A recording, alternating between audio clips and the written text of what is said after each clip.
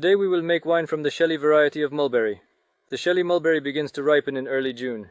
This is a large fruited mulberry, reaching sizes from 5 to 7 centimeters.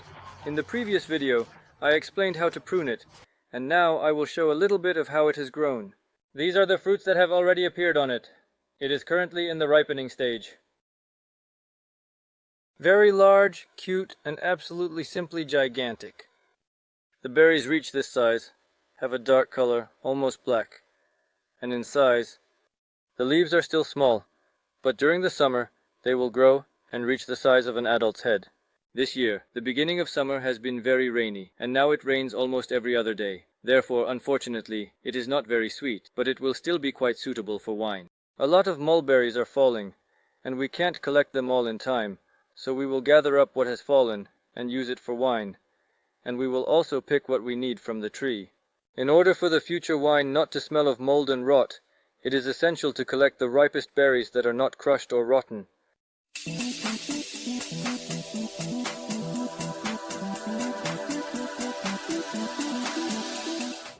These berries are quite suitable for making wine from mulberries.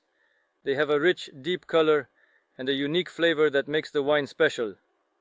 I managed to collect almost a full 10-liter bucket of mulberries, which took quite some time and effort, but it was worth it. So now let's go make wine. The only problem is that my hands are dirty from picking the berries, so when you collect the berries, you should protect them somehow, perhaps by wearing gloves or using a tool.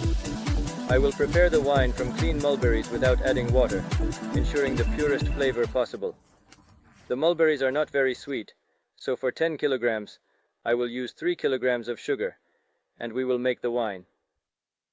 This amount of sugar will help balance the tartness of the berries. We pour the sugar on top. And just like I did when making wine from grapes, I will take a small whisk for mixing construction mixtures, a powerful drill, and we will mix everything thoroughly to ensure the sugar is fully dissolved. In the end, it turned out to be sweet mulberry jam, which is a delightful treat on its own. Now it is necessary to make wine from it. To prevent the resulting must from souring, it is essential to place it under an airlock. I will use a 10-liter glass bottle for this. I am making one like this from a 5-liter bottle. An unusual funnel. We insert it into the neck and use a mug to fill 2/3 of the bottle.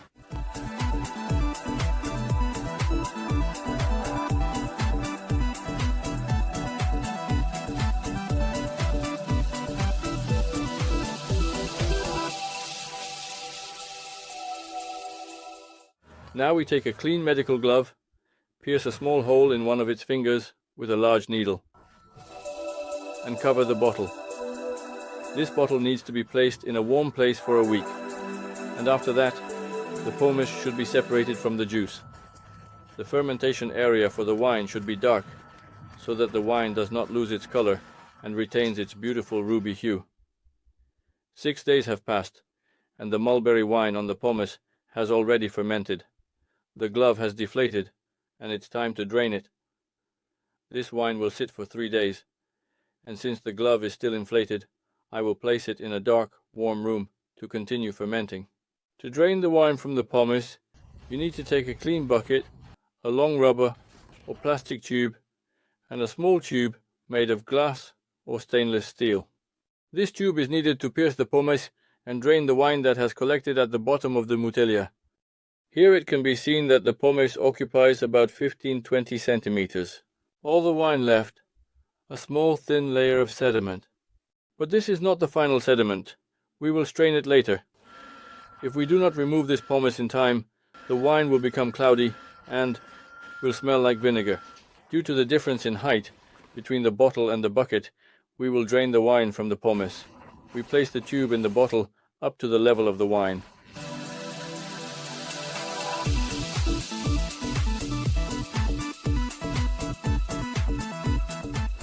Then, using our mouth or a special pair, we create a vacuum in the tube and pour the wine into a bucket.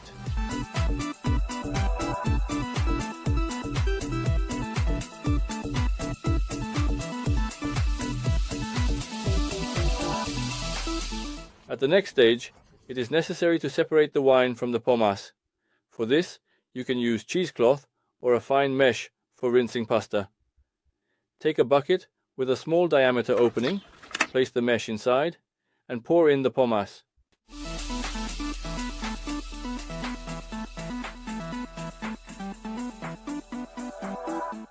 Now we just need to wait for the wine to drain from the pomace. To speed this up, you can take a spoon or a press and slightly crush to finally extract the wine. This process ensures that every drop of wine is carefully collected. Finally, the remnants of the wine are released from the pomace, and it can be used as good yeast for the production of sugar moonshine. The pomace, now devoid of wine, serves as an excellent source of yeast, which is crucial for fermenting sugar into moonshine. I have already prepared the sugar mash, and to enhance it, I will add this amount to 30 liters of water. It will provide additional aroma and flavor.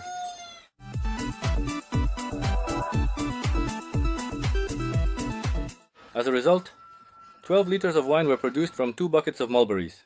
After that, it is necessary to taste the wine and figure out what is missing. The wine turned out to be more dessert-like and is slightly lacking in citric acid, but I will start another fermentation of the wine now, and if it is still insufficient, I can always add some. In order for the wine not to mold and to be stored well, it must have a certain alcohol content of about 12 degrees. I will take a hydrometer and measure what the alcohol content of your wine is. The wine has a quite good alcohol percentage of about 18 degrees, which is very good. Wine with this alcohol content will store well and will never develop mold. After that, it is necessary to transfer the wine into a hermetic bottle, cover it with a glove, place it in a warm spot, and wait until it fully ferments and clarifies. For the transfer, I will also use our tube.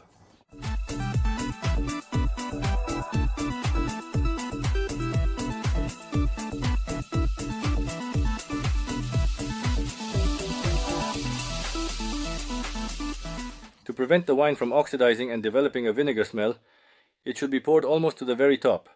And oxygen will no longer get to the wine. Now I will install the water lock using a regular rubber glove. You can also simply use a straw, and we easily seal it with a rubber band. After that, the glove will inflate a little more, as fermentation is still ongoing, and we will wait until it completely deflates. For a month, we will siphon the wine from the sediment, 2 to 3 more times, and we'll taste how it turned out.